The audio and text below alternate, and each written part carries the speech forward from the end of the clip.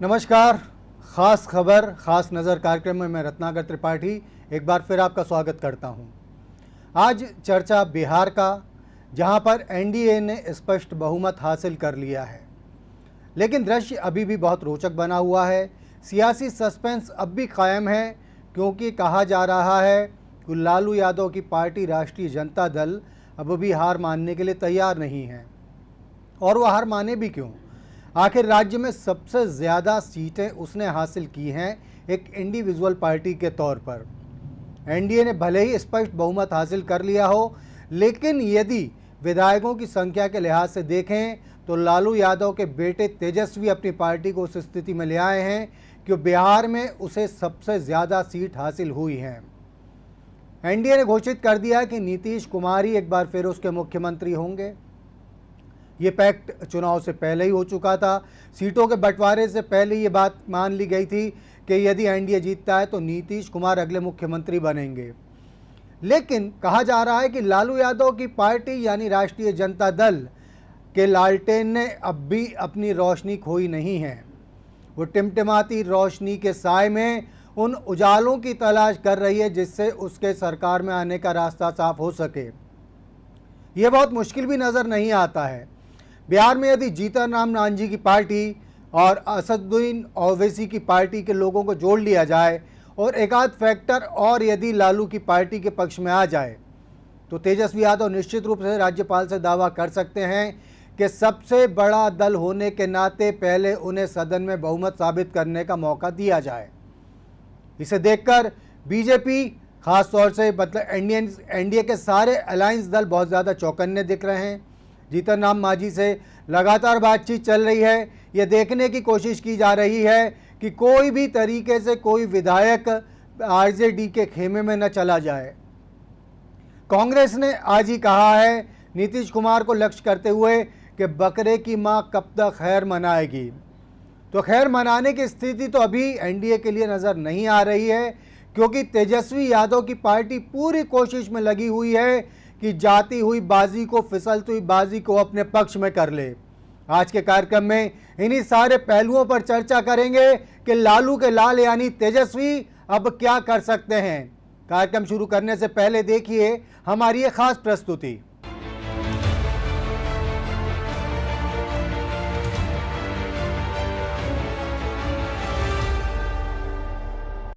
बिहार में सियासी सस्पेंस कायम है। राष्ट्रीय जनतांत्रिक गठबंधन ने 125 सीटों पर जीत हासिल कर बहुमत के लिए जरूरी आंकड़ा हासिल कर लिया है। गठबंधन अब नीतीश कुमार की एक बार फिर ताजपोशी की तैयारियों में जुट गया है, लेकिन एक तथ्य नजरअंदाज नहीं किया जा सकता। वह यह है कि लालू प्रसाद यादव की राष्ट्रीय जनता दल यहां सिंगल लार्जेस्ट पार्टी बनकर सामने आई है।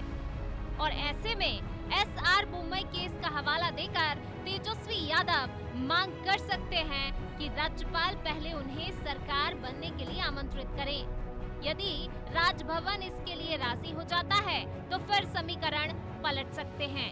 सूत्रों का कहना है कि राजद ने विकासशील इंसान पार्टी के मुकेश सहनी और हिंदुस्तानी आवाम मोर्चा के जीतन राम मांझी से संपर्क किया है।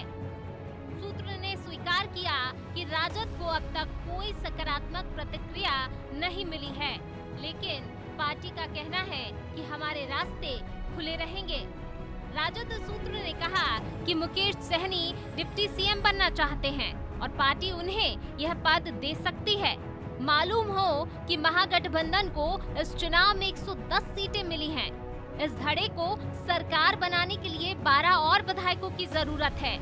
पार्टी सूत्र का कहना है कि इन दोनों दलों के साथ आने के बाद यदि असदुद्दीन ओवैसी की एआईएमआईएम को अपने साथ कर लेती है तो उनके पास बहुमत के लायक आवश्यक संख्या बल पूरा हो जाएगा। बता दें कि मुकेश सहनी और जीतन राम मांझी चुनाव से ठीक पहले महागठबंधन का साथ छोड़ एनडीए में शामिल हो गए थे। इसी आशंका के चलते एनडीए के कई नेता नतीजे आने के बाद से ही जीतन राम मांझी के लगातार संपर्क में हैं। इधर नीतीश भी कमजोर दिख रहे हैं। मुख्यमंत्री और जेडीयू प्रमुख नीतीश सरकार के मंत्री कृष्ण नंदन प्रसाद वर्मा, सुरेश शर्मा, शैलेश कुमार, फिरोज अहमद, रजकिशोर बिंद और जय कुमार सिंह सहित 10 मंत्रियों को हार का सामना करना पड़ा है। चुनाव में जिन महत्वपूर्ण नेताओं ने जीत हासिल की, उनमें हम पार्टी के प्रमुख जीतन राम मांझी, राजद नेता तेजस्वी यादव, तेज प्रताप यादव, राष्ट्रमंडल खेल में स्वर्ण पदक विजेता श्रेयसी सिंह, विधानसभा के स्पीकर विजय कुमार चौधरी, राज्य सरकार में मंत्री नंदकिशोर यादव शामिल हैं। कांग्रेस उम्मीदवार और शरद यादव की बेटी सुभाषिनी यादव को मधेपुरा के बिहारीगंज सीट से हार का सामना करना पड़ा। वहीं सारण की परसा सीट पर जदयू के प्रत्याशी चंद्रिका राय हार गए। चंद्रिका राय की पुत्री ऐश्वर्या के साथ लालू प्रसाद के बड़े पुत्र तेज प्रताप यादव का विवाह हुआ था, लेकिन यह रिश्ता ज्यादा समय नहीं चल सका। अभी यह मामला अदालत में है। प्लूरल्स पार्टी की प्रमुख पुष्पम प्रिया चौधरी बांकीपुर और बिस्फी विधानसभा से चुनावी मैदान में थी और दोनों सीट से चुनाव हार गयी। वहीं शत्रुघ्न सिन्हा के पुत्र लव सिन्हा को बांकीपुर सीट पर भाजपा के नितिन नवीन ने पराजित किया। तो इन सारे उलटफेर के बीच अब यह भी देखने वाली बात हो सकती है कि बिहार में ऊंट किस करवट बैठेगा। यह तय है कि तेजस्वी यादव कोई भी मौका हाथ से जाने नहीं देंगे। यह भी साफ है कि जीतन राम मांझी हमेशा उस तरफ झुक जाते हैं जिस तरफ उनका अधिक लाभ दिखे। मुकेश सहनी का नीतीश के फिर सीएम बनने पर डिप्टी सीएम बनना आसान नहीं होगा, इसलिए कहा जा रहा है कि आरजेडी उन पर डोरे डाल रही है। तो यह तय मानिए कि बिहार में सियासी पिक्चर अभी और बाकी है।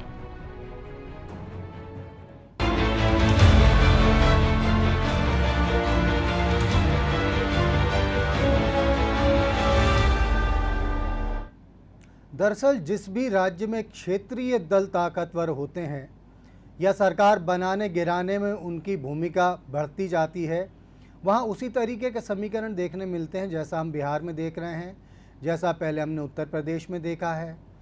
क्योंकि छोटी छोटी पार्टियों के जो विधायक रहते हैं, जब किसी भी पार्टी को 4 से 6 विधायकों की ज़रूरत होती है, 7-8 विधायकों की ज़रूरत होती है, तो वो इन्हीं पार्टियों पर निर्भर हो जाते हैं। क्षेत्रीय दल ऐसे में महत्वपूर्ण भूमिका निभाते हैं। लिए चलते हैं आपको बिहार की तरफ। इस प्रदेश के वरिष्ठ पत्रकार पुष्य मित्र हमारे साथ फ़ोन लाइन पर जुड़ गए हैं। पुष्य मित्र जी से जानने की कोशिश करेंगे कि वहाँ के सियासी परिदृश्य में और क्या क्या देखने मिल सकता है। पुष्य मित्र जी, स्वागत है आपका इस कार्यक्रम में। जी नमस्कार। जी नमस्कार। बिहार में ये कहा जा रहा है कि तेजस्वी यादव की पार्टी अब भी विकासशील इंसान पार्टी और जीतन राम मांझी की हमको अपने पक्ष में करके असदुद्दीन ओवैसी की मदद से सरकार बनाने की तैयारी में है, फिराक में है। इस मामले में वस्तु स्थिति क्या है? देखिए, ये तो तय है कि जो MIM पार्टी है ओवैसी जी की, वो इनके साथ जा सकती है महागठबंधन के साथ, लेकिन इसके बाद भी उनको कुछ सीटों की कम से कम 7 विधायकों की जरूरत होगी और उस परिस्थिति में VIP इनके साथ आ सकती है। लेकिन हमने अभी अभी बयान दिया है कि कांग्रेस को नीतीश जी के साथ आ जाना चाहिए, तो इसलिए लग रहा है कि हम शायद नहीं आए। जी, लेकिन जीतन राम मांझी का अगर हम पॉलिटिकल करियर देखते हैं अब तक का, तो वो तो जिधर बम उधर हम वाली स्थिति में ही रहते हैं अधिकांश मौके पे। तो क्या ये मान लिया जाए कि इन सारे परिस्थितियों के बावजूद जीतन राम मांझी को नीतीश कुमार का पलड़ा अब भी ज्यादा भारी दिख रहा है? नीतीश जी भी अभी बहुत सारे मुद्दों पर अलग तरीके से सोच रहे हैं और बिहार में अभी सिर्फ ये देखने वाली बात नहीं है कि तेजस्वी क्या कर रहे हैं, ये भी देखना महत्वपूर्ण होगा कि नीतीश जी आगे क्या करने वाले हैं। नीतीश जी आज अपने विधायकों के साथ बैठक करेंगे और ऐसी खबर है कि नीतीश जी ने भी भाजपा के सामने कुछ शर्तें रखी है, तभी वो सीएम पद स्वीकार करेंगे। तो अभी बिहार में बहुत सारी चीजें होनी है। जी जी, तो जो छोटे दल हैं, जैसा आपने कहा AIMIM महागठबंधन की तरफ जा सकती है, लेकिन आपने ये भी कहा कि हम का रुख इस तरफ कोई बहुत ज़्यादा झुकाव नज़र नहीं आ रहा है। इन सारी परिस्थितियों के बीच में तेजस्वी यादव से मिलने जुलने या उनसे संपर्क करने वाले दूसरी पार्टी के नेताओं की स्थिति में क्या चुनाव से पहले के हिसाब से कोई अंतर आया है? ऐसा अभी कुछ नहीं। अभी देखिए बहुत सारी चीजें होंगी। और उसमें खास तौर पर हम लोगों को नीतीश जी का भी पक्ष देखना पड़ेगा और तेजस्वी क्या कर रहे हैं वो पक्ष भी देखना पड़ेगा। नीतीश भी बहुत आसानी से नहीं मानने वाले हैं, उनकी कुछ शर्तें हैं, वो बीजेपी से वो शर्तें मनवाएंगे। इस बीच में ये ऑप्शन है कि नीतीश जी और तेजस्वी भी साथ आ सकते हैं, हालांकि ये ऑप्शन अभी कहीं ओपन नहीं है, लेकिन एक बार्गेनिंग फैक्टर के रूप में बिहार में मौजूद है। तो वो उस बार्गेनिंग फैक्टर का इस्तेमाल नीतीश जी बीजेपी के खिलाफ कर रहे हैं और तेजस्वी के साथ महागठबंधन के साथ एमआईएम का आना तो लगभग स्पष्ट है, क्योंकि एमआईएम इसके अलावा किसी और रास्ते जा नहीं सकती है। लेकिन जहां तक वीआईपी और हम का सवाल है वो अभी बहुत अस्पष्ट है, खासतौर पर हमने तो जो संकेत दिया है उससे लगता नहीं है। जी, आपने 2 बार जिक्र किया पुष्य मित्र जी, नीतीश जी कुछ शर्तें रख रहे हैं भाजपा के सामने, क्या कुछ खुलासा हो सकता है किस किस्म की शर्तें मनवाना चाह रहे हैं वो? बेसिकली मुझे लगता है कि नीतीश जी को चुनाव में जो दिक्कतें हुई एनडीए में रहते हुए और उनकी जो सीटें घट गई, अब वो उन सारी चीजों का हिसाब बराबर करना चाहते हैं। जैसे एक तो उनकी अपनी आकांक्षा है कि चिराग पासवान की पार्टी लोजपा को एनडीए से बाहर किया जाए। दूसरी उनकी आकांक्षा है कि उनकी पार्टी का ही कोई सदस्य विधानसभा अध्यक्ष बने। और तीसरी आकांक्षा है कि उन भाजपा नेताओं के खिलाफ कार्रवाई हो जो जिन्होंने चुनाव के दौरान या चुनाव के बाद उनके खिलाफ टिप्पणियां की। ये 3 शर्तें उनकी है। तो इसका मतलब है कि नीतीश जी अभी भी अपर हैंड में है और वो जान रहे हैं कि भाजपा का उनको साथ देना उनकी भाजपा की मजबूरी है और इस मजबूरी का वो फायदा उठाना चाह रहे हैं। पुष्य मित्र जी, इसका मतलब है कि नीतीश कुमार ने भाजपा को वाकई, क्योंकि विधानसभा अध्यक्ष का पद भी यदि उन्हें चाहिए, तो क्या डिप्टी सीएम के मामले में भी किसी किस्म की शर्त रखने की स्थिति में देख रहे हैं नीतीश कुमार, जबकि आप कह रहे हैं कि उनका अपर हैंड हो चुका है अब? देखिए, भले भी बीजेपी ने इस चुनाव में अपर हैंड हासिल किया है रिजल्ट में, लेकिन पॉलिटिक्स में अभी भी एनडीए में लग रहा है कि नीतीश कुमार का अपर हैंड है, क्योंकि नीतीश कुमार के बिना बीजेपी सरकार नहीं बना सकती है। महागठबंधन का कोई दल बीजेपी के साथ सरकार नहीं बनाएगा, चाहे वो राजद हो, चाहे कांग्रेस हो, चाहे वाम दल हो। तो कुल मिला के उनके पास नीतीश कुमार की बातें मानने के अलावा कोई और चारा नहीं है अगर वो सरकार बनाना चाहते हैं। जी। और अब नीतीश जी को मौका मिला है अपनी बातें मनवाने का। जी, हाँ, नीतीश जी ने जो लालू से गठबंधन टूटने के बाद जिन परिस्थितियों में निश्चित रूप से कई बार कॉम्प्रोमाइज़ किए होंगे, और अब जबकि वाम दलों का वहाँ पर इस चुनाव में खासा असर नज़र आया है पुष्य मित्र जी, तो ये जो दल हैं ये तो नीतीश को आसानी से स्वीकार कर सकते हैं, नीतीश की पहले की पॉलिसीज उनके अकॉर्डिंग ही रही हैं। हाँ, नीतीश जी का आज के समय में, तो आज की परिस्थिति में तो नीतीश जी का अपर हैंड नजर आ रहा है और वो बहुत सारे उनके पास ऑप्शन है और इस ऑप्शन के सहारे वो हर किसी को बार्गन कर रहे हैं। जी, निश्चित रूप। देखिए क्या होता है, आने वाले दिनों में देखने के लिए मिलेगा। जी, पुष्य मित्र जी, हमसे बात करने के लिए आपका बहुत बहुत धन्यवाद। ये थे बिहार से वरिष्ठ पत्रकार पुष्य मित्र जी। और पुष्य मित्र ने एक बात बहुत ही मायने खेस कही अभी, उन्होंने कहा है कि ऐसे भी संकेत नज़र आ रहे हैं कि यदि बीजेपी में बात नहीं बनती है तो नीतीश कुमार और तेजस्वी एक बार फिर हाथ मिला सकते हैं। यदि ऐसा है तो बिहार की राजनीति में ये एक अनपेक्षित घटनाक्रम तो नहीं होगा, लेकिन एनडीए के लिए और ख़ास तौर से भारतीय जनता पार्टी के लिए इतना बड़ा झटका साबित हो सकता है जिसकी भरी पूर्ति इस राज्य में करना उसके लिए मुश्किल होगा, क्योंकि चुनाव परिणाम के बाद भाजपा ने नीतीश की पार्टी जनता दल यूनाइटेड से ज़्यादा सीटें हासिल की थी। ये माना जा रहा था कि अब नीतीश कुमार भाजपा के अधीन होकर रहेंगे, लेकिन जिस तरीके के आसार नज़र आ रहे हैं और जिस हिसाब से तेजस्वी यादव कोशिशें कर रहे हैं और नीतीश कुमार की राजनीति रही है सत्ता बचाने के लिए, सत्ता बनाने के लिए, वे किसी भी समय किसी भी दल के साथ में जा सकते हैं। पिछला विधानसभा चुनाव उन्होंने लालू की पार्टी के साथ मिलकर लड़ा था, लेकिन बाद में मुख्यमंत्री बने रहने के लिए उन्होंने पहले इस्तीफा दिया और फिर भारतीय जनता पार्टी के साथ चले गए। तो इस समय पर भी ऐसे तमाम घटनाक्रम होते दिख रहे हैं जिनके लिए इस राज्य की जनता को तैयार रहना होगा। बिहार की राजधानी पटना से वरिष्ठ पत्रकार लव कुमार मिश्रा जी हमारे साथ फोन लाइन पर जुड़ चुके हैं, उनसे भी जानकारी लेंगे इस बारे में। मिश्रा जी, स्वागत है आपका कार्यक्रम में। जी, मिश्रा जी, बिहार में जो समीकरण बन रहे हैं और ये कहा जा रहा है कि तेजस्वी यादव अब भी इस पोजीशन में हैं कि वे संवैधानिक व्यवस्था और कानून का हवाला लेकर गवर्नर से मांग कर सकते हैं कि उनकी पार्टी को पहले बहुमत हासिल करने का मौका दिया जाए। इस बारे में राज्य का पॉलिटिकल सिनेरियो फिलहाल क्या नजर आ रहा है? आज तेजस्वी यादव को महागठबंधन विधायक दल का नेता चुना गया। उसमें CPI, CPM CPI, ML, Congress और आरजेडी के सभी विधायक थे। उसके बाद तेजस्वी यादव ने प्रेस कॉन्फ्रेंस की। तो पहला जो किया, उसने आरोप लगाया इलेक्शन कमीशन पे। खुद इलेक्शन कमीशन ने इलेक्शन को रीग किया है। उनका आरोप था कम से कम 20 निर्वाचन क्षेत्रों में पोस्टल बैलेट्स के साथ धांधली की गई है। जिन पोस्टल बैलेट्स को पढ़े लिखे लोगों ने दिया था, जो आरजेडी के फेवर में था, उनका आरोप है कि कम से कम एक बूथ पे 908 इस तरह के जो बैलेट्स थे उसको रिजेक्ट किया गया, इनवैलिड डिक्लेयर किया गया। तो उन्होंने डिमांड किया है कि ऐसे जो है उसका वीडियोग्राफी हम लोग के सामने करवाया जाए। और दूसरा उनका ये क्लेम है कि भले हम विधानसभा में कुर्सी पर नहीं बैठे मुख्यमंत्री, लेकिन जनता के दिल में हम बैठे हुए हैं। तो आज जो उसका प्रेस कॉन्फ्रेंस था काफी एग्रेसिव था वो। और उधर मुख्यमंत्री नीतीश कुमार 2 दिनों के बाद आज पहली बार अपने एक अन्य मार्ग से निकलकर और सीधे जनता दल कार्यालय गए, जहां नवनिर्वाचित विधायकों से जो 43 हैं उनसे मुलाकात कर रहे हैं। और आज शाम में ही शायद उनको विधायक दल का नेता भी चुन लिया जाए। सरकार गठन की प्रक्रिया चालू हो गई है। सुबह में ही भारतीय निर्वाचन आयोग के एक सचिव और बिहार के मुख्य निर्वाचन अधिकारी दोनों राज्यपाल से मिले और नवनिर्वाचित 243 विधायकों की सूची उनको सौंप दी है।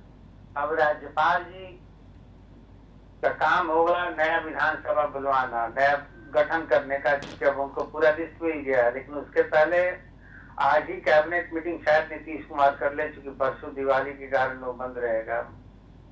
और उसमें कैबिनेट में अनाउंस करें कि मैं रिजाइन करता हूं और असेंबली का, क्योंकि अभी उनके पास मेजोरिटी है, असेंबली के डिसोल्यूशन का रिकमेंडेशन करेंगे। वो रिकमेंडेशन स्वीकार होगा तभी राज्यपाल जी नए विधानसभा के गठन का स्वीकृति देंगे। और शायद ऐसी चर्चा है जनता दल यू कार्यालय में कि 16 तारीख को दीपावली के 2 दिनों के बाद नीतीश कुमार 7वीं बार मुख्यमंत्री पद का शपथ लेंगे। उनको शायद मेजोरिटी मिल चुकी। जो हम के नेता हैं उन्होंने भी 4 विधायकों का शपथ पत्र उनको दे दिया। कल मुकेश सहनी जो वीआईपी के अध्यक्ष हैं वो भी उनसे मिलने गए थे। तो अब सारा समर्थन पत्र लेकर वो भी राज्यपाल को दे देंगे और निमंत्रण का इंतजार करेंगे। जी जी, लव कुमार जी, चुनाव परिणाम आने के बाद में कुछ भारतीय जनता पार्टी के नेताओं ने इस तरीके की बात कही थी, जिसका इंडिकेशन ये था या साफ भी ये कहा था कि नीतीश कुमार को 3 बार मुख्यमंत्री रह चुके हैं, अब चाहिए कि भारतीय जनता पार्टी को मौका दे। तो क्या एनडीए में कुछ फ्रैक्शन जैसी स्थिति नजर आ रही है? सही बताया। भारतीय जनता पार्टी के कई बड़े नेता हैं, जिसमें केंद्रीय गृह स्वास्थ्य राज्य मंत्री अश्विनी कुमार चौबे हैं, डॉक्टर रमाकांत पांडे हैं, जिन्होंने जगत प्रकाश नड्डा जी अभी भाजपा के राष्ट्रीय अध्यक्ष, उनको पढ़ाया, पूर्व विधायक भी हैं वो। एक और चौधरी जी हैं, पार्टी के स्पोक्समैन हैं। खुद आज गिरिराज सिंह जी भी बोल रहे थे। बीजेपी ने कोलेशन धर्म का पालन 15 साल से किया है, तो अब नीतीश जी को उस धर्म का पालन करते हुए भारतीय जनता पार्टी खुद ऑफर करना चाहिए कि भाजपा का ही मुख्यमंत्री हो। लेकिन इस पे अंतिम निर्णय नहीं हुआ है। भले ही प्रधानमंत्री नरेंद्र मोदी ने कल घोषणा कर दी है दोबारा कि नीतीश कुमार ही मुख्यमंत्री होंगी, लेकिन एक जो सेक्शन है बीजेपी का लीडरशिप अभी भी विरोध कर रहा है। कई लोगों ने अखबारों में, टीवी में बयान भी दे दिया है कि हम नीतीश जी बीजेपी को लीडरशिप हैंड ओवर करते हैं। उनका लॉजिक ये भी है इस बार की बीजेपी 74 सीट लाई है, जबकि नीतीश कुमार की पार्टी 43 सीट लाई है। आज इसी चीज को गिरिराज सिंह ने भी रिमाइंड किया कि पहले भी 67 सीट लाकर हम लोगों ने नीतीश कुमार को मुख्यमंत्री बनाया था 2010 में, जब उनका नंबर कम था। ये थोड़ा अभी हुआ पुआ की स्थिति है। कल तक लगता है कुछ क्लियर हो पाएगा। मिश्रा जी, उहापोह की इस स्थिति का तेजस्वी यादव क्या किसी तरीके से लाभ ले सकते हैं? क्योंकि नीतीश कुमार तो अपना पलड़ा बदलने में माहिर खिलाड़ी माने जाते हैं, तो क्या तेजस्वी? नीतीश कुमार ने पलड़ा बदलने में माहिर हैं। उनके जो 2 कलीग हुए जीतन राम मांझी और साहनी जी, जी हाँ, जी हाँ। वो भी माहिर हैं। जीतन राम मांझी की इच्छा है कि उनका बेटा जो एमएलसी है, जिसको आरजेडी के तत्कालीन अध्यक्ष लालू यादव ने बनवाया था विधान परिषद का सदस्य, उसको मुख्यमंत्री बनाया जाए। और आपको याद होगा जब टिकट का सीट का एडजस्टमेंट का अनाउंस हो रहा था तो प्रेस कॉन्फ्रेंस में, तो वीआईपी के अध्यक्ष साहनी जी प्रेस कॉन्फ्रेंस से इसलिए उठकर निकल गए थे कि तेजस्वी यादव ने यह नहीं घोषणा की कि साहनी जी को भी उप मुख्यमंत्री बनाया जाएगा, तो उनकी भी लालसा है उप मुख्यमंत्री बनने की। तो ऐसी संभावना है कि ऑफर हुआ है, दोनों को दो मुख्यमंत्री हो सकते हैं। ऐसे इस साइड में भी एनडीए में भी आज ही पता चला कि एनडीए के लोग भी 2 उप मुख्यमंत्री बनाना चाहते हैं। जी हाँ, तो मतलब ये है कि सारी चीज़ों को लेकर जो सियासी जो पॉलिटिकल सस्पेंस बिहार में शायद कल तक चीज़ें स्पष्ट हो पाएंगी। एक सवाल और उठता है मिश्रा जी यहाँ पर कि तेजस्वी यादव अपनी दम पर पार्टी को इतना आगे लेकर गए, महागठबंधन में उन्होंने बहुत ज़्यादा जान फूंक दी। इस सफलता के पीछे के फैक्टर्स क्या हैं और वो फैक्टर क्या है जिसके चलते तेजस्वी लबे बम वाली स्थिति पे आए और सरकार बनाने से चूक गए? एक आज भी आरोप प्रत्यारोप चला है कि सारा आरोप कांग्रेस पर डाला जा रहा है। अच्छा जी। कांग्रेस को 70 सीटें दी गई थी, उनके 19 उम्मीदवार जीते हैं। तो सारा का अभी शिवानंद तिवारी जो राष्ट्रीय उपाध्यक्ष हैं आरजेडी के, उन्होंने भी आरोप किया कि जितना कुबत नहीं था उससे ज्यादा सीट ले लिया। उन्होंने राहुल गांधी पे भी आरोप लगाया कि जब प्रधानमंत्री उनसे उम्र में इतना बड़ा है, दिन में 4 जगह प्रचार कर सकता है, तो राहुल गांधी दिन में 2 ही बार में थक जाते थे और सिर्फ 4 ही जगह है गए। उन्होंने ये भी आरोप लगाया कि प्रियंका गांधी को क्यों नहीं भेजा गया, जो साइलेंट वोटर्स की बात कल प्रधानमंत्री कर रहे थे कि महिलाओं ने वोट दिया, उसी का वो जवाब दे रहे थे कि अगर प्रियंका गांधी आती तो महिलाओं पे असर पड़ता, हम लोग और ज्यादा सीट लेते। ऐसे जो विक्ट्री का मार्जिन है दोनों का कैलकुलेट करिएगा वोट्स का, 0.1% का डिफरेंस है। एनडीए को 0.1% ज्यादा मिला महागठबंधन से, और सरकार बनाने जाएगी। जी जी जी, निश्चित रूप से। लव कुमार मिश्रा जी, हमसे बातचीत करने के लिए आपका बहुत बहुत धन्यवाद। ये थे पटना से वरिष्ठ पत्रकार लव कुमार मिश्रा जी, जिनका कहना है कि राज्य में जो पॉलिटिकल सस्पेंस क्रिएट हुआ है, कल तक इसके साए सस्पेंस के इससे हट सकते हैं। कल के बाद क्या होगा देखने वाली बात होगी। परसों दीपावली है और बिहार में किसकी दीपावली वाकई मनने जा रही, किस पॉलिटिकल पार्टी की, इसके लिए कल तक का इंतज़ार और करना पड़ेगा। कल फिर हाजिर होंगे आपके साथ किसी अन्य पेशकश को लेकर। तब तक के लिए आप देखते रहिए अनादि टीवी। नमस्कार।